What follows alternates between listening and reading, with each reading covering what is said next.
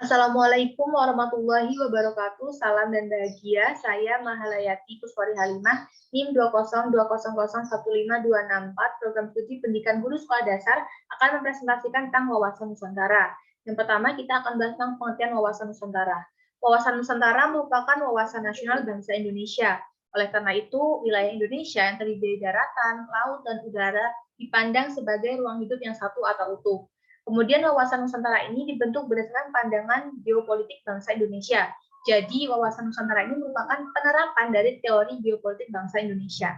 Pengertian wawasan Nusantara sebagai geopolitik bangsa Indonesia adalah cara pandang dan sikap bangsa Indonesia mengenai diri dan lingkungannya yang beragam dan bernilai strategis dengan mengutamakan persatuan dan kesatuan wilayah dan tetap menghargai serta menghormati kebinekaan dalam setiap aspek kehidupan nasional untuk mencapai tujuan nasional.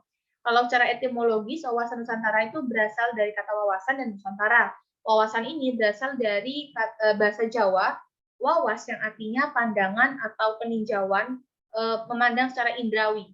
Kemudian Nusantara, ada kata Nusa dan Antara. Nusa artinya pulau atau kesatuan kepulauan. Kemudian Antara itu menunjukkan bahwa objek berasal atau berada di antara dua unsur. Kemudian berarti kesimpulannya Nusantara ini merupakan kesatuan kepulauan yang berada di antara dua benua, itu benua Asia dan Australia, dan juga di antara dua samudra, Samudra Hindia dan Samudra Pasifik. Kalau secara modern, Nusantara itu dianggap sebagai pengganti nama Indonesia. Kemudian, apa sih manfaat kita mempelajari tentang wawasan Nusantara atau mengetahui tentang wawasan Nusantara?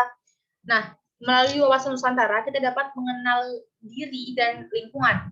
Kita juga dapat memprioritaskan persatuan dan kesatuan bangsa serta kesatuan wilayah dalam penyelenggaraan kehidupan bermasyarakat, berbangsa, dan bernegara.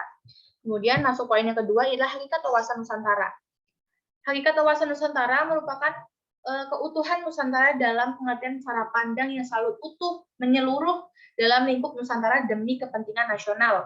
Hal ini berarti bahwa setiap warga masyarakat dan aparatur negara harus berpikir, bersikap, dan bertindak secara utuh menyeluruh demi kepentingan bangsa dan negara Indonesia. Demikian juga produk yang dihasilkan oleh lembaga negara harus dalam lingkup kepentingan bangsa Indonesia, tanpa menghapuskan atau menghilangkan kepentingan lainnya seperti kepentingan daerah, golongan, maupun perorangan. Jadi secara garis besar, hakikat wawasan Nusantara itu merupakan persatuan bangsa dan kesatuan wilayah, di mana dalam GBHN, Garis Besar Haluan Negara, disebutkan bahwa hakikat wawasan Nusantara diwujudkan dan dengan menyatakan kepulauan Nusantara sebagai satu kesatuan politik, ekonomi, sosial budaya, dan pertahanan keamanan. Poin yang ketiga ialah asas wawasan Nusantara. Asas wawasan Nusantara merupakan ketentuan dasar yang harus dipatuhi, ditaati, dan diciptakan demi tetap taat dan setianya komponen pembentuk negara terhadap kesepakatan bersama. Nah, jika ada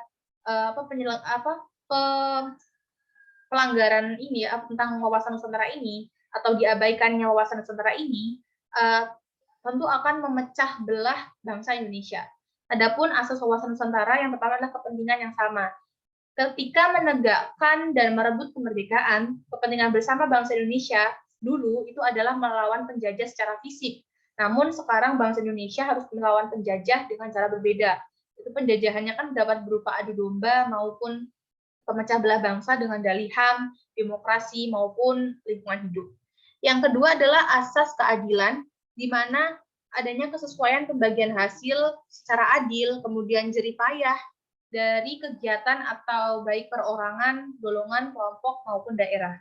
Kemudian asas kejujuran, di mana keberanian berpikir, berkata, dan bertindak sesuai realitas, serta ketentuan yang benar. Biarpun realita atau ketentuan itu akan terasa pahit atau kurang enak didengar, tapi demi memajukan bangsa Indonesia, kita harus melakukannya. Terus asas yang berikutnya adalah solidaritas, di mana diperlukan kerjasama, mau memberi, dan berkorban bagi orang lain tanpa meninggalkan ciri dan karakter budaya masing-masing. Kemudian ada kerjasama, yaitu adanya koordinasi, saling pengertian yang didasarkan atas kesetaraan sehingga kerja kelompok, baik kelompok kecil maupun besar, itu dapat mencapai sinergi yang lebih baik.